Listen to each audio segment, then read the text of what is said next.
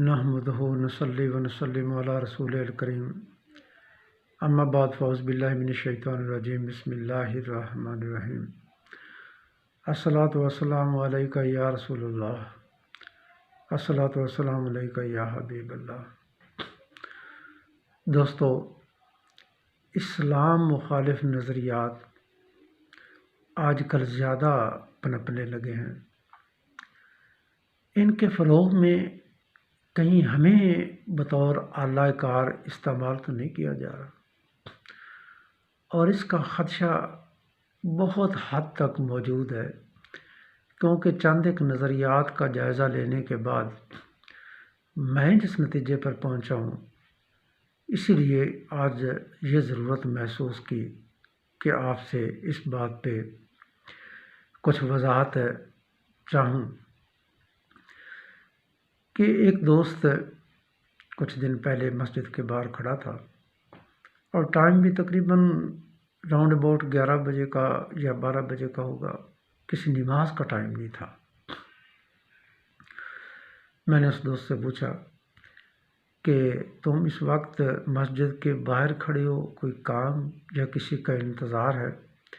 کیونکہ ظاہر مسجد ابھی تک نماز کا ٹائم تو ہے نہیں، باہر کھڑے ہونے کی کوئی وجہ تو ہو سکتی ہے۔ تو وہ اندر کی طرف جھانکتے ہوئے پھر مجھ سے مخاطب ہوا کہ اندر یار ایک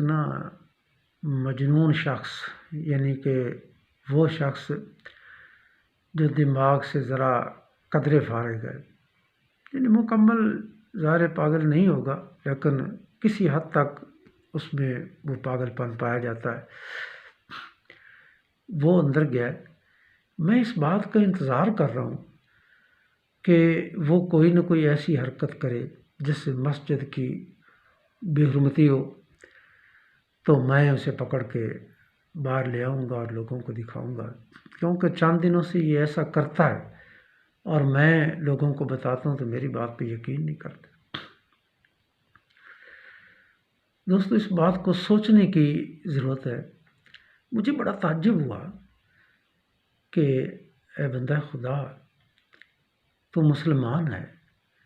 تمہیں اس بات کا بھی علم ہے کہ وہ شخص جو ہے وہ ذہنی طور پر ٹھیک نہیں ہے، اور وہ اندر گیا ہے، اور تو پہلے کئی دفعہ دیکھ بھی چکا ہے کہ وہ مسجد کی بے حرمتی کرتا ہے، یا بعض اوقات اس سے کوئی اس قسم کی حرکت ہوتی جس سے مسجد کا تقدس پامال ہوتا ہے۔ چلو وہ تو دماغ سے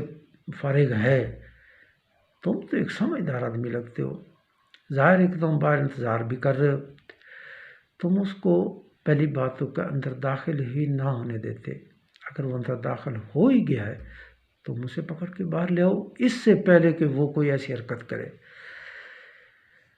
دوستو، یعنی کہ یہ بات بڑی عجیب لگی۔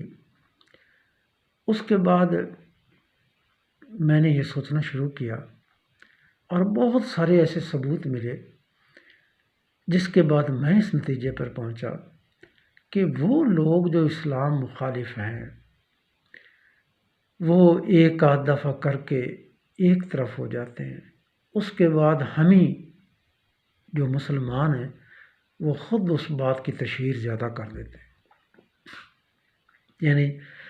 چند دن پہلے آپ دوستوں کے علم میں بھی یہ بات ہوگی کہ فیس بک کے اوپر میں نے دیکھا کہ کوئی شخص ہے یا کوئی عورت ہے، اس کے دونوں پاؤں قرآن پاک کے اوراق کے اوپر، اور پتہ نہیں کب کا واقعہ ہے، اور ایک عرصہ سے کافی دیر سے میں اسے دیکھ رہا ہوں کہ جب بھی فیس بک کھولیں اور اس کے ذرا ورق گردانی کریں تو وہ کہیں نہ کہیں سامنے آ جاتا ہے۔ اب اس شخص نے، یا جو عورت یا شخص جو بھی ہے،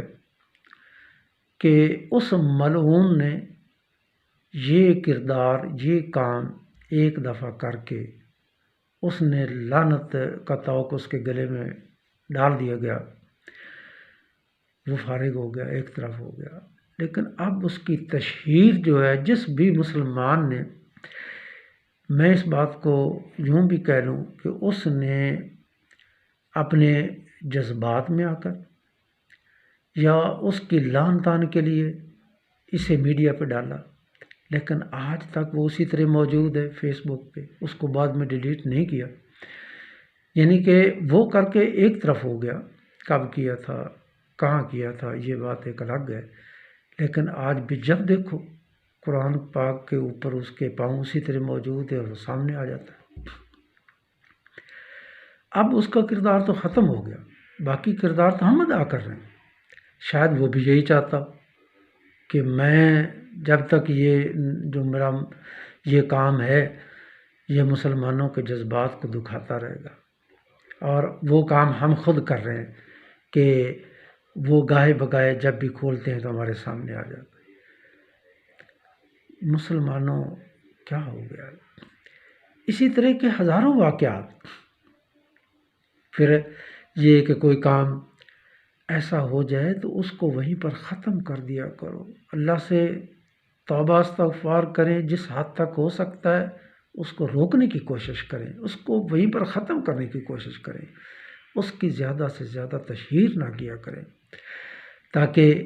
وہ لعنتی اپنا کردار ادا کر کے سائڈ پہ ہو جائے اور باقی اس کو ہم اس کردار کو بڑی دیر تک زندہ رکھیں۔ نہیں،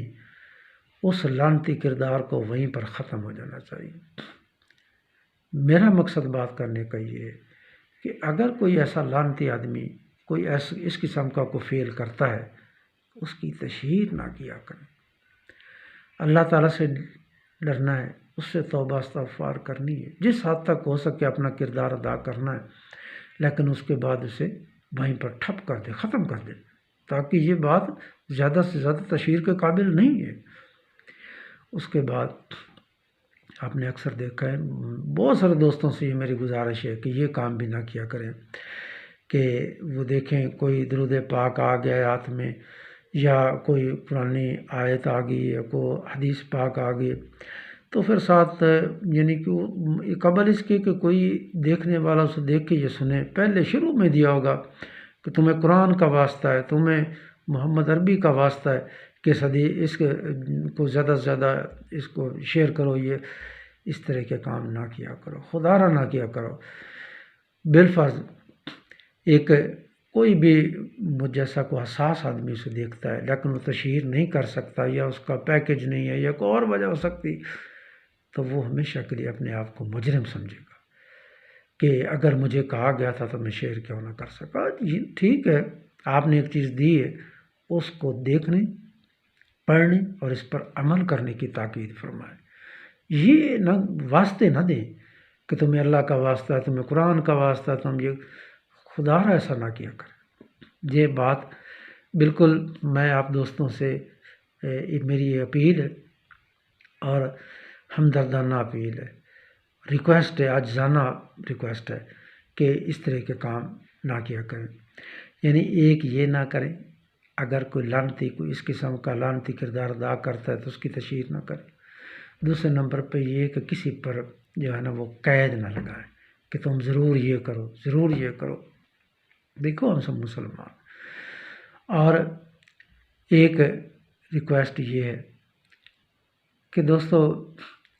بہت ساری فیک جو آئیڈیا چل رہی ہیں سوشل میڈیا پہ، وہ اس میں صرف کسی بات کو تھوڑا سا اٹھا دیتے ہیں اور کسی سے منسوب کر دیتے ہیں، تو پھر ہم اس کو خوب گھماتے پھراتے ہیں۔ ایک یہ کام بھی اس کی تحقیق تصدیق ضروری ہے، لیکن جو سوشل میڈیا کی خبریں ہیں وہ اکثر ایسی غلط ہیں۔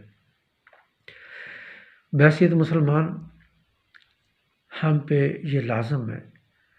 کہ جب بھی کوئی اچھی بات آئے، جس حد تک ہو سکے دوستوں سے اس پہ عمل کی تلقین کریں۔ دوسرے نمبر پہ کسی کو قسم دینے یا واسطہ دینے کی ضرورت نہیں ہے، تاکہ وہ اپنے آپ کو مجرم نہ سمجھنا شروع کر دیں۔ اس کے بعد جو اگلی بات ہے، جس اہم بات کی طرف میں یہ بات کرنے کا مقصد تھا، وہ یہ ہے کہ دوستو اس وقت اسلام کے خلاف بہت ساری طاقتیں، بہت ساری قوتیں کام کر رہی ہیں، اور وہ کالی بھیڑیں ہمارے اندر بھی موجود ہیں، جو روشن خیالی کی آڑ میں اسلام کا وہ پرچار کرنے کے بجائے، اس کے نظریات پہ ڈٹ جانے کے بجائے، اسلام کی تعلیمات کو سمجھنے اور اس پر عمل کرنے کے بجائے اس پر جو بیان دیتے ہیں نا، وہ بیان بڑا عجیب دیتے ہیں کہ اسے جو ایک سچا مسلمان ہے، جو تقوی اختیار کرنے والا بندہ ہے، یعنی متقی ہے، پرہیزگار ہے، چلو کہیں نہ کہیں اس سے کمی کوتاہی بھی رہ جاتی ہوگی، اس کے باوجود وہ خدا سے ڈرنے والا بندہ ہے، تو وہ ضرور اس بات کو جو ہے نا بڑا دل پہ لیتا ہے۔ یاد رکھیں کہ بہت ساری قوتیں، بہت سارے لوگ ایسے روح بدل کر شامل ہو گئے ہیں جنہوں نے اسلامی نظریات کو، اسلامی تعلیمات کو کچھ اس انداز میں پیش کرنا شروع کر دیا ہے کہ کہیں تو وہ مسلمانوں کو جذباتی دیکھنا چاہتے ہیں، اور کہیں کہیں وہ اس طرح کر کے پیش کرتے ہیں کہ مسلمان جو بے بس اور لاچار سے نظر آتے ہیں۔ اگرچہ یہ کام علماء کا تھا، لیکن ان علماء کا نہیں جو سیاسی ہیں، کہ وہ سیاسی مصالحتوں کو مد نظر رکھتے ہوئے وہ اپنی بہت ہی ایک عجیب سی صورتحال میں پھنس چکے ہیں کہ وہ یہاں چند روزہ دنیا کی خاطر، دنیا کے جاہ و منصب کی خاطر وہ اسلام کی صحیح روح جو ہے وہ دوسروں تک نہیں پہنچا رہے۔ جو آخرت کی فکر ہے وہ شاید ان میں ختم ہو گئی ہے، جہاں پر ہمیشہ ہمیشہ کے لیے رہنا ہے، اور وہ طاقت، وہ پروردگار جو سب کچھ کرتا ہے، کرنے کی ہمت رکھتا ہے، اس سے جاہ و منصب نہیں مانگ رہے، دنیاوی جاہ و منصب بچانے کی خاطر وہ اسلام کی بہت ساری چیزوں کو نظر انداز کر رہے ہیں۔ دوستو، ہم نے صرف اور صرف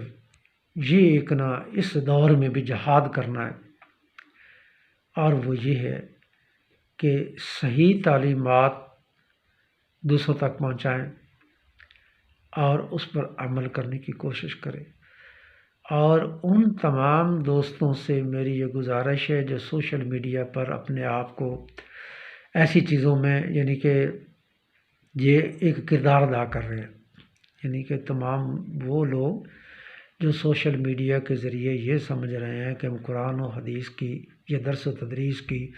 یا قرآنی تعلیمات کو عام کرنے کا کام کر رہے ہیں، تو ان سے میری گزارش ہے کہ صحیح تحقیق اور تصدیق کے بعد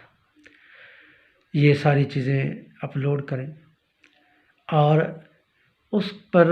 زیادہ کوشش کریں کہ اس سے متعلقہ چیزیں جو ہیں وہ عملاً، اگر آپ کو کوئی چیزیں ملتی ہیں، کوئی بچہ نماز پڑھتا ہوا آپ کو لگتا ہے، درود پاک پڑھتا ہوا، نعت رسول مقبول صلی اللہ علیہ وآلہ وسلم پڑھتا ہوا، یا کہیں قرآنی تعلیمات یعنی قرآن پاک کی تلاوت کرتے ہوئے، ترجمہ کرتے ہوئے، یعنی کہ عملی چیزیں جو آپ کو کہیں بھی نظر آئیں، تو ان کو زیادہ سے زیادہ پھیلانے کی کوشش کریں۔ اور وہ لوگ جو ان چیزوں میں ابہام پیدا کریں، اس ابہام کو دور کرنے کی کوشش کریں، اور وہ لوگ جو دنیا کی خاطر دین کے اندر بگاڑ پیدا کرنے کی کوشش کر رہے ہیں، ان سے بچنے کی کوشش کریں، دوسروں کو بھی بچنے کی تلقین کریں۔ یہی جو ہے ہماری آخرت کی جو ہے نا وہ کامیابی اسی میں ہے، کیونکہ علامہ صاحب کے وہ آخری صرف میں ایک مصرعی کہ خدایا میری آرزو یہی ہے کہ میرا نور بصیرت عام کر۔ اللہ تعالیٰ ہم تمام مسلمانوں میں وہ بصیرت پیدا کر دے کہ جو حقائق کو سمجھ سکے، اس پر عمل کر سکے۔ اللہ تعالیٰ ہم سب کو دین پر، دین کی صحیح روح پر، دین کی صحیح تعلیمات پر چلنے، ان کو سمجھنے اور ان پر عمل کرنے کی توفیق عطا فرمائے۔ وما الینا الا البلاغ۔